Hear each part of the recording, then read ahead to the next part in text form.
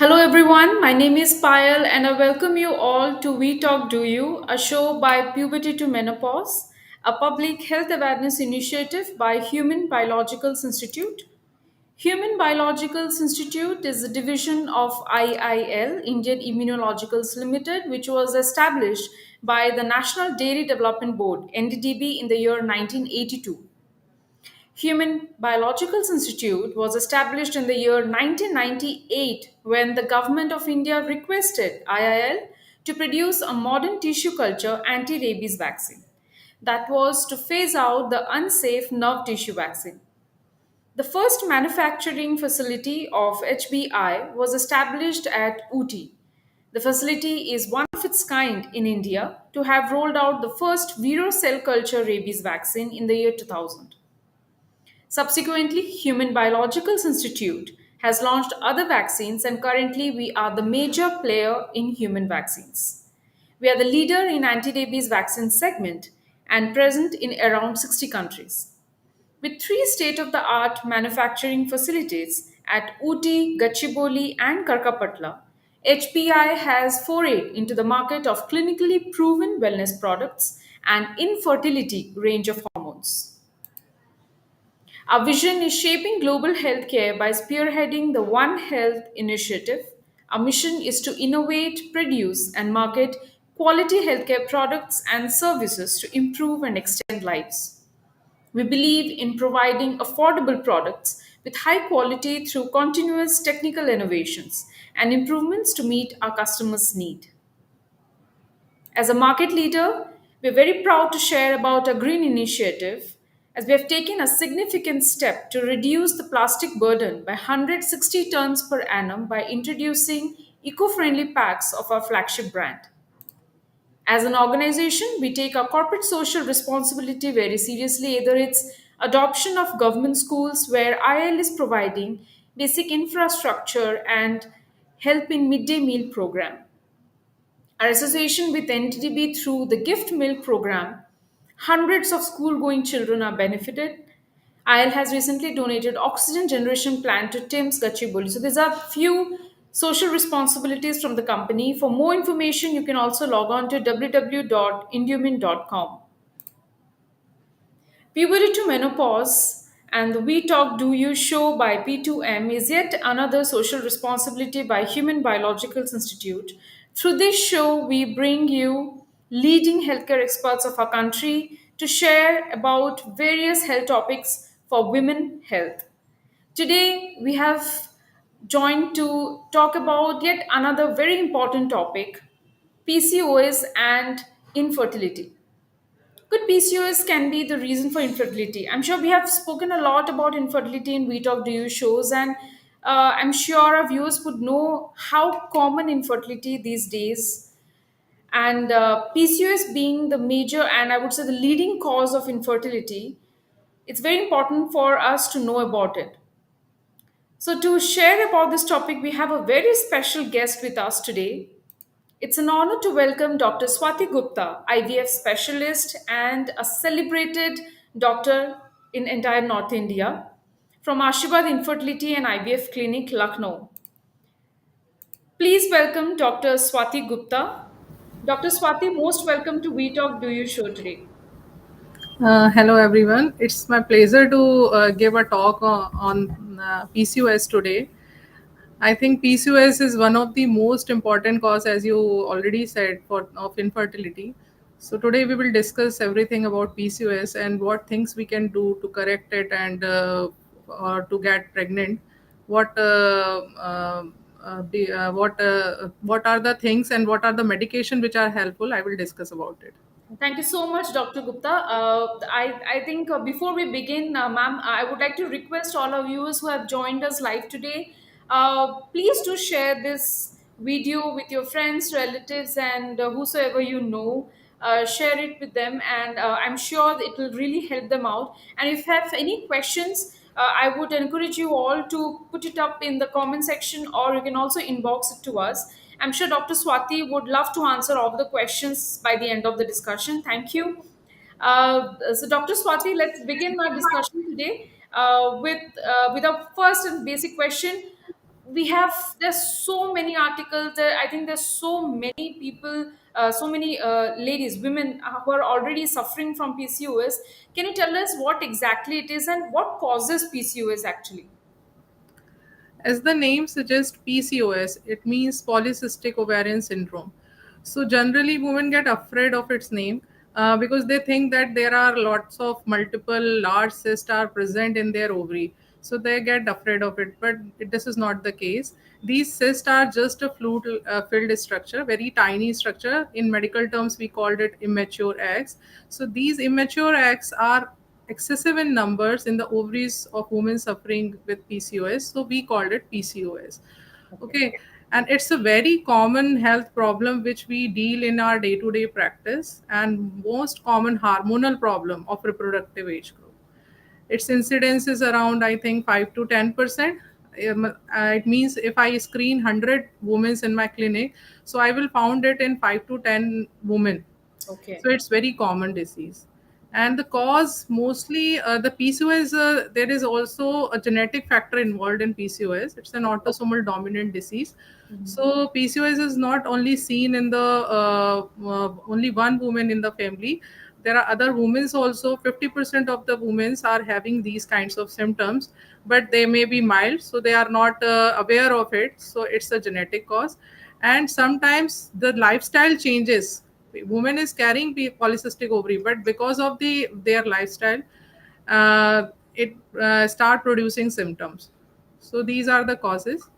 Okay. Thank you, Dr. Gupta. I think regarding the lifestyle changes, we will take up to the end of the discussion. Before that, we would really like to know for polycystic ovarian syndrome, as you have mentioned, how do you diagnose this? Let's say a patient comes to you. For our viewers' general understanding, how is it diagnosed usually? For diagnosis of this disease, first I have to take a proper history of the patient, and the ultrasound modality is also very useful for diagnosing this disease. Either I can use a transabdominal or transvaginal ultrasound for diagnosing it. But for the diagnosis, the most important thing which we use is the Rotterdam criteria. In this criteria, there are three factors, and out of these three factors, if the woman is having two factors, Okay. then we called or we named that woman as a PCOS woman. And these three factors are: first factor is irregular periods, Okay. which mostly women are suffering from amenorrhea. Second one is the features or symptoms of hyperandrogen, because these women are having excessive male hormones, and because of these high male hormone they are suffering from hirsutism, acne, hair fall. So these are hyperandrogenic features. And third important cause, as I already told you, on ultrasound, when we examine these ovaries, so we found excessive eggs and more than 12 in number in one ovary, Okay. and the volume of the ovary may be more than 10 centimeter cubes. So out of these three, if the woman is having two, so then we labeled it as PCOS. All right. So now, let's say you have labeled a particular woman that she is suffering from PCOS. What kind of treatment protocols, what kind of suggestions do you give that woman so that it can help her out? So Actually, the treatment depends on the age and on the what the symptom she is suffering from. If the woman is adolescent group, because this disease is of reproductive age group, and reproductive age group is 15 to 45 years of age. okay, So if the woman is adolescent and she is having irregular periods and hyperandrogenic feature, which I already told you, hirsutism and acne, so I will give her first of all, I will, in every PCOS patient, if actually there are two types of PCOS patient: obese PCOS and lean thin PCOS. okay, So most of the patients are obese. So first and most important thing in all the PCOS patients who are obese specifically is lifestyle modification. So lifestyle modification they have to do, and in that they have to decrease their basic weight by only 5%, and this 5% reduction will reverse the hormonal disturbance in the body. But I'm not saying that they have to reduce only 5%.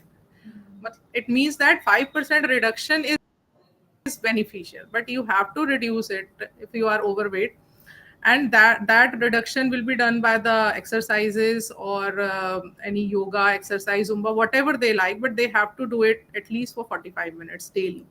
And they have to take a low calorie food, and in this food they have to take less carbohydrate and high protein Okay. diet. So first and most important thing is lifestyle modification. Second thing, I will give these adolescent girl oral cyclical pills, and these oral contraceptive pills which are having anti-androgenic feature, I will prescribe them, so they will decrease their hyperandrogenic features. But if the woman is she is married and she is not getting pregnant, as we are discussing about infertility, so in that patient I will first prescribe lifestyle modification, and then I will give the drugs which help in ovulation also, because these women are not ovulating at Mhm. time, and sometimes they are not ovulating at all, or sporadically they are ovulating, so they cannot have the track. So when they are ovulating, and so in that case these drugs help in these patients. So there are two most popular drugs for these patients, clomiphene citrate and letrozole. So we can use any one of them, but they have to consult a doctor for taking these medicines. And third most important thing I will give, if they are having insulin resistance also, which we can diagnose by glucose challenge test. If I will give 75 gram of glucose to these women, and if their blood glucose level is high after 1 or 2 hours, so they are having hyperinsulinemia and insulin resistance. So in that case, I will also prescribe metformin and combination of metformin with myoinositol and these micronutrients. So combination of these drugs will help these patients. Okay. And later age group in the women's in which family is complete, but they are having irregular periods, and for law for matlab, they are having irregular periods for a long time, and they are not bothering about that. So if this disease is untreated for a longer period of time and they are not menstruating in time, so in long run they will develop metabolic syndrome. So metabolic syndrome, they can develop diabetes, hypertension, or coronary artery disease. So they have to check these things regularly and take treatment accordingly. Okay. Thank you so much, Dr. Gupta. Dr. Swati, now that we are talking, you have mentioned about infertility. I mean, PCOS being a very common and very leading cause of infertility. Any suggestion? I mean, any from your side, any experience that you had? I mean, how many people coming to you with PCOS problem were suffering from infertility, and what kind of suggestion you have given to them? There are a lot of questions that we usually get in our certain article saying that if somebody is suffering from PCOS and they undergo IVF cycle, the very common question is, does the person suffering from PCOS, does the effect or the effect of IVF is same like the other person who is not suffering from PCOS, or person with PCOS really has a lot of difficulty in conceiving even after IVF cycles? Actually, it's a very good question. Infertility is one of the symptom of PCOS, but not all the PCOS women are suffering from Okay. infertility. If they are taking care of this, because this disease, they have to understand that the main treatment is in their hand. So that, as we already discussed, if the woman is properly following proper diet, proper exercise, so they may be not having that much symptoms that other women who are very obese, we are who are having very sedentary lifestyle, or who are not taking care of their food intake or calorie intake. So in these women, they usually suffer for infertility, and sometimes, as I already said, that it's a genetic disease. So sometimes it's very highly resistant polycystic ovaries. So in these patients also they need treatment. So because as I already told you, ovulation is not occurring at time. But with the help of this lifestyle modification, with the help of using these drugs which help in ovulation, and this micronutrients combination, most of the women gets conceived. Very less number of the patients needs IVF for the treatment of Okay. infertility. And in these patients, because their ovaries are having na- increased numbers of egg than the normal ovaries. So when we stimulate with the hormonal injections in IVF patients, so in these patients there are chances of ovarian hyperstimulation. Okay. So we have to take care of these women while stimulating. So we, according to the BMI of the patient, and according to the genetic makeup of the patient, and according to the ovary, the look of the ovary on ultrasound, we decide the dose. And today we are doing OHSS free IVF. So in these we normally do the cryo of the embryos, and we don't transfer in the same cycle, because there are lots of embryo with lots of egg which get matured. And there is also so we don't preserve all the eggs or all the embryos, the ovaries, and then after in normal cycle we transfer. So this is the only problem which these women face during the IVF. Okay. Okay. But if the clinician is taking care of these things, so there will be no problem in IVF. Great. Thank you so much, Dr. Swati. This was one question that we personally have received in our website many a times, couple of times. Thank you so much, Dr. Swati, for your wonderful insights on this topic. I'm sure many people would get a lot of benefits from this session. Thank you so much. Now, I would request our viewers, if you have any questions, you can please put it in the comment section. We can definitely take it up. Dr. Swati, we have got one question. I would like to read that out. Um, I'm suffering from PCOS and irregular menstrual period, though it is regularized since 2 3 months. Still, I'm doubtful how to find my ovulation, right ovulation date. Can ovulation kit help? So actually, if the periods are coming on the time, so it indicates that she is ovulating in time. Normal cycle, normal length of the cycle is normally 28 to 30 days, and if the woman is menstruating in that time, so the time period when they will ovulate is between 11th to 18th day of cycle. So either they can use this window of their menstrual cycle for keeping relationship or getting pregnant, or there are LS search kit or ovulation kits are available in the market. So they can use these kits from the 10th or 11th day of their cycle. And if they get two lines on that kit, so that indicates that ovulation is going to occur after this LS surge 24 to 36 hours. So the next 2 to 3 days of their cycle is fertile days, so they can keep relationship in that period. Thank you, Dr. Swati, for answering that, and I thank Lisa for answering for asking that question. We have got a question from Miss Sudha. What are the medicines for PCOS? I think Dr. Swati has already spoken about that, but Dr. Gupta, I would really request, if Sudha was not available at that point, if you can just summarize the basic of uh, the. Uh, as I already told you, according to the age, if the woman is adolescent and having irregular periods, so normally we give cyclical pills according to the symptom of the patient. And if a woman is in the reproductive age group and she is not getting pregnant, so we give the drugs which helps in ovulation, and along with some micronutrients combinations like inositol, metformin, or decaro-inositol. And in a later age group, we have to take care of their metabolic syndrome also. So they should take care, they should check their blood pressure and diabetes, blood sugar level, cholesterol level time to time. And also they take the medicine if they are not menstruating in time, they are not having periods regularly, so they should take medication for the withdrawal bleeding. And and most important thing which I have, I think, mentioned 3 4 times, one most important thing is your lifestyle. So that is the most important medication for the treatment of PCOS, because the medicine will treat your disease for the certain point of time. And but if you will continue your healthy lifestyle, especially in these reproductive age group, reproductive age that is between 15 to 45. I think everybody should take care of their self and should continue this healthy lifestyle. But these PCOS women I especially mentioned, they have to take care of their health, and they should not take I will not say that cannot eat anything, burger, pizza, and these junk food. They can eat, but only 1 or 2 days in a week, not Great. daily.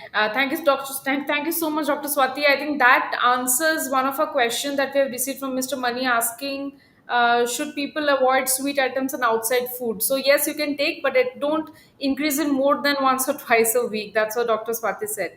Thank you, Dr. Swati. And we've got other questions asking, is PCOS and PCOD same? PCOS is a syndrome which PCOD is included. PCOD is the look of your ovary is polycystic. It's just a look of your ovary. But if you are having the symptoms also, which I have already told you, the amenorrhea, irregular periods, or hyperandrogenic features, in between these two factors, you are having one factor at least along with this PCOS ovary, so then you will be labeled as PCOS. So PCOD is one of the part of PCOS. Both are not same. Thank you, Dr. Gupta. One last question. How long should a woman with PCOS try to conceive before seeking medical intervention? Asked by Miss Sapphire.